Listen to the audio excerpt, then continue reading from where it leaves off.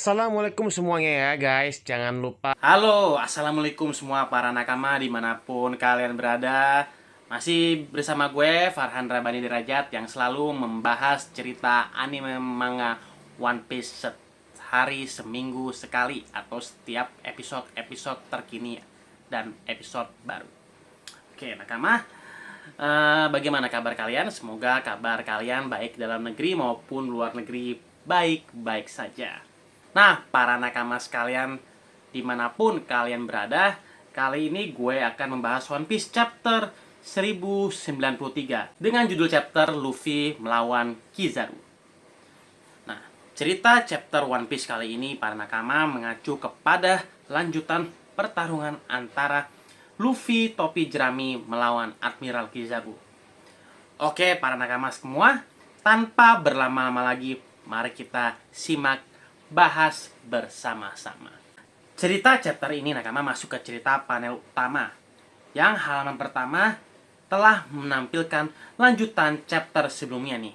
Dimana di sini diperlihatkan ada Usopp, Nami, Pang Edison, Pang Atlas, dan Dr. Vegapunk Stella.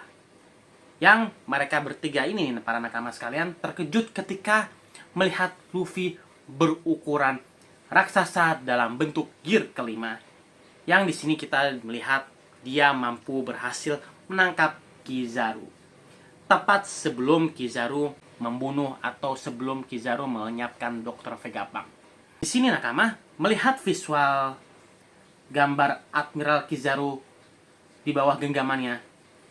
Ekspresi Luffy pun di sini tertawa kepada Admiral Kizaru dan di sini kita melihat Luffy memutar Kizaru dengan sangat cepat. Dimana di sini nakama kita ditampilkan visual gambar ekspresi lucu dari Kizaru yang diputar-putar oleh Luffy, yang hal ini nakama mirip dilakukan oleh Luffy kepada Yonko Kaido tepatnya di chapter cerita One Piece 1044. Lalu kemudian Luffy menghempaskan Kizaru keluar dari pelindung di Labo Fest dengan kecepatan yang sangat luar biasa atau tinggi, yang di sini sampai membuat Kizaru terhempas jauh keluar dari Pulau Egghead. Lalu para nakama sekalian dimanapun kalian berada, kita di sini bisa melihat menyaksikan Luffy tertawa gembira dengan ekspresi seperti itu nakama setelah dia berhasil melemparkan Kizaru. Nah di sini dimana gue menyadari bahwa adegan Luffy nih melemparkan Kizaru mirip dengan adegan di mana Kizaru sebelumnya menghempaskan Luffy keluar dari perisai pelindung Labo Fest Egghead. Yang di sini faktanya nakama telah diketahui bahwa kekuatan gear kelima Luffy bukan kekuatan kaleng-kaleng para nakama sekalian, baik Yonko Kaido maupun Admiral Kizaru, yang dua-duanya nakama telah dibuat menjadi mainan oleh kekuatan gear kelima milik Luffy. Memang mantap untuk kekuatan Sun God Nika kali ini para nakama. Lalu di sini di cerita panel ini berlanjut.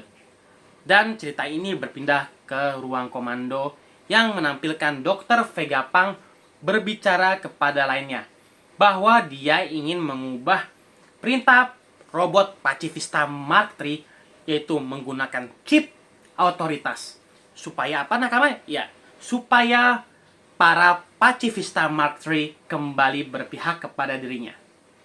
Dan di sini diperlihatkan Dr. Vegapunk dalam keadaan cemas juga berbicara bahwa dirinya ingin menyelamatkan Jewelry Bonnie yang sebelumnya terjatuh dari Labo Fest.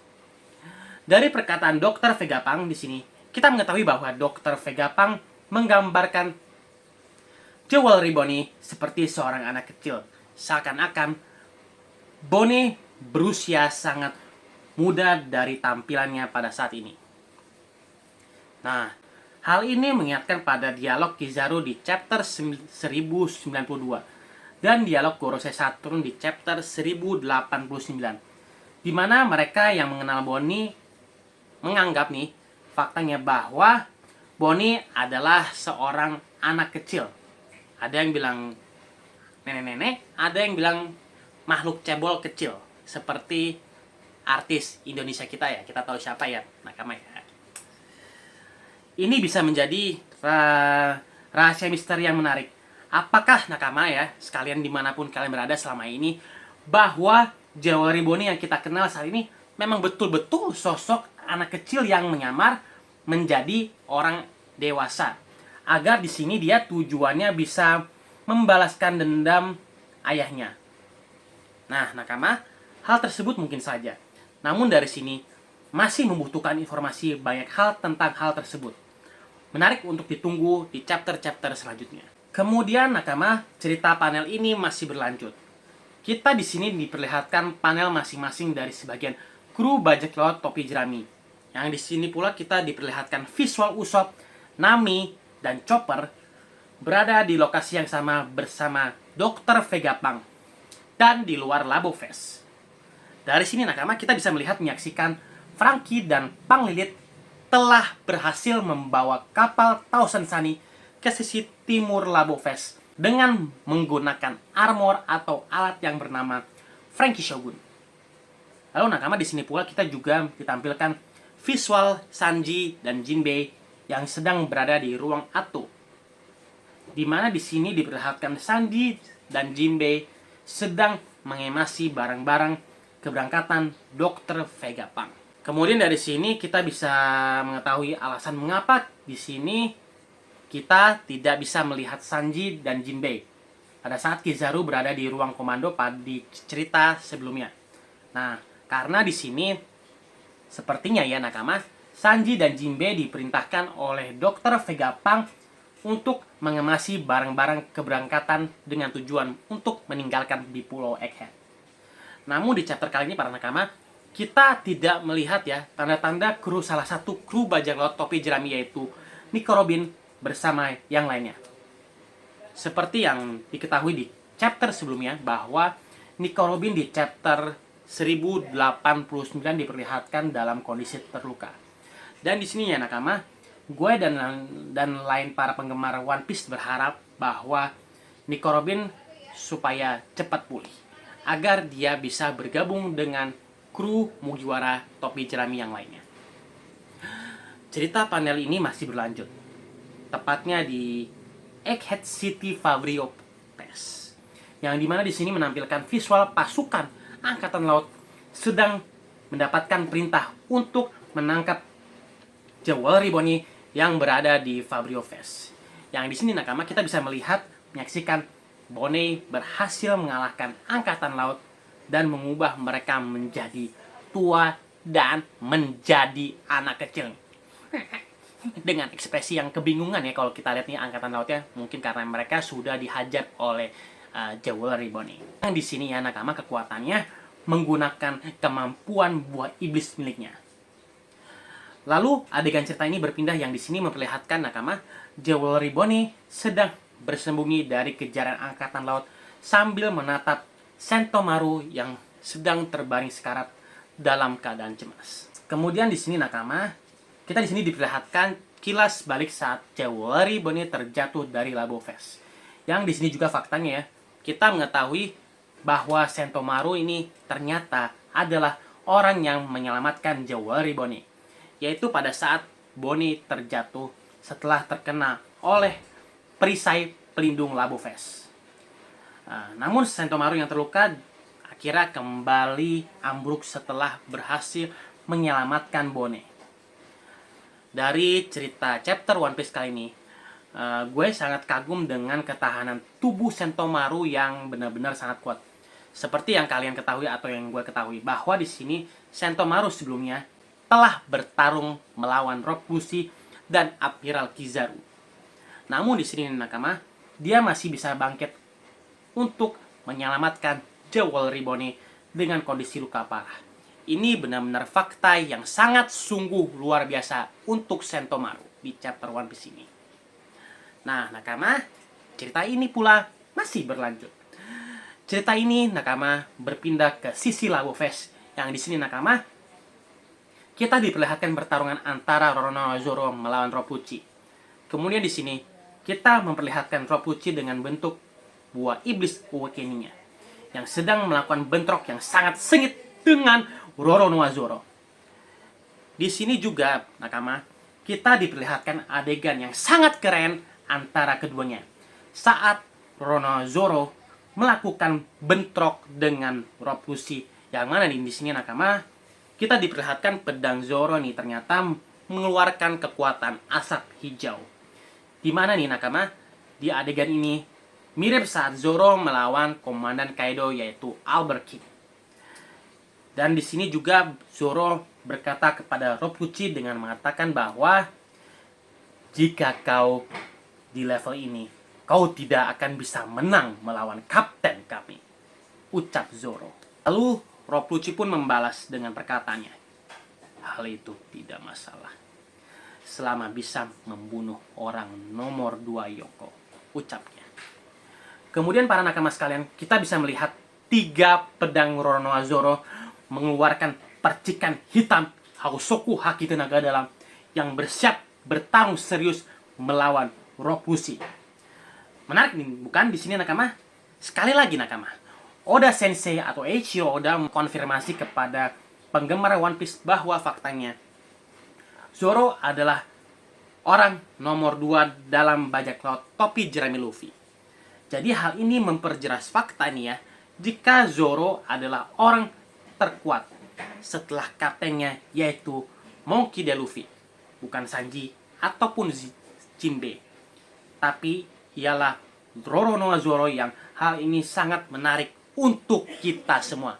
Siap-siap aja dia akan membantai Rob Lucci. Kemudian para nakama sekalian, pertarungan antara Roronoa Zoro dengan Rob Lucci bisa kita katakan pertarungan antara seorang pemburu melawan hewan buas. Mantap untuk Roronoa Zoro. Lalu cerita panel ini masih berlanjut. Cerita panel One Piece ini berpindah ke lokasi lain di lautan Pulau Egghead yang dimana memperlihatkan Admiral Kizaru yang sebelumnya di awal chapter dihempaskan oleh Luffy, yang dimana nih terlihat hampir terjatuh ke dalam laut. Namun ya di sini nakama, Admiral Kizaru dengan gaya santainya berbalik badan yang dia mengubah seluruh tubuhnya dengan cahaya. Yang mana di sini kita bisa melihat menyaksikan cahaya dalam jumlah besar melesat kembali dalam Labo Fest, tempat di mana Luffy berada. Kemudian, menyadari banyaknya cahaya yang datang ke arahnya, kita di sini bisa melihat nih ya, menyaksikan Luffy dalam ekspresi terkejut melihat cahaya yang dia lihat berubah menjadi klon Kizaru yang jumlahnya sangat banyak. Yang hal ini nakama ya, kekuatan Kizaru mirip dengan kemampuan Kagen Bushin milik Naruto. Melihat Luffy dalam keadaan tidak fokus, Kizaru di sini mengeluarkan jurus andalannya, yaitu bernama Ama Nomura Kumo Sword, yaitu sebuah pedang cahaya, pedang yang digunakan oleh Kizaru saat melawan Silver Rayleigh di Pulau Shaboni, tepatnya di chapter One Piece 1512. Nah, di sini nakama, kita bisa melihat menyaksikan kapten tercinta kita terluka karena serangan tebasan Kizaru. Tapi nakama, di sini Luffy kemudian membalas serangan Kizaru dengan menendang kloningan Kizaru. Namun tendangan tersebut tidak bisa menghancurkan kloningan Kizaru. Melihat serangannya gagal nih, kita melihat Luffy melarikan diri, lalu diikuti oleh klon Kizaru dalam jumlah yang banyak. Namun Luffy yang menyadari hal tersebut menyerang kloningan Kizaru menggunakan jurus Gomu Gomu Downstand, yang mana di sini diperlihatkan sebuah klon Kizaru berhasil dikalahkan oleh Luffy. Namun, Luffy dibuat terkejut melihat tubuh Kizaru saat sekarang ini berada di ruang komando, yang dimana nih nakama, Kizaru sedang mencekik Usopp dan menanyakan kepada Usopp keberadaan Dr. Vegapunk. Dari sini nakama, kita bisa melihat menyaksikan Brook dan Nami yang sedang siap untuk menyerang Jinbei.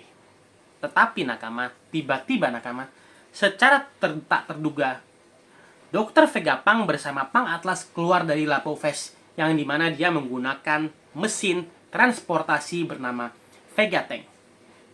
Nah, nakama, menyadari hal tersebut, Sanji datang lalu melompat naik ke atas Vega Tank Dr. Vegapunk. Tampaknya di sini nakama, Sanji pergi bersama Dr. Vegapunk ke Fabrio Pes dengan tujuan untuk menyelamatkan Jewelry Bone. Kemudian nakama, Kizaru menyadari bahwa Dr. Vegapunk yang melarikan diri menembak Vegapunk yaitu menggunakan kemampuan cahayanya. Namun nakama, Luffy yang cepat datang untuk melindungi Vegapunk menggunakan tubuhnya. Kemudian dari sini nakama, kita bisa menyaksikan tubuh Luffy meledakkan cahaya dari kekuatan Kizaru dengan jumlah yang sangat besar. Wow, ini benar-benar sungguh luar biasa untuk Luffy kali ini. Yang dimana di sini pengorbanan yang sangat luar biasa dari Yonko, si topi jerami Luffy, dalam menyelamatkan nakamanya dan orang-orang yang ingin dia lindungi. Lalu cerita panel ini berlanjut. Kemudian adegan berpindah di mana di sini memperlihatkan visual gambar Punk Edison yang membuka perisai pelindung Labo Fest agar Dr. Vegapunk dan yang lainnya bisa menuju Fabrio Fest tempat Jewelry Bone dan Chip Pacifista Mark III berada.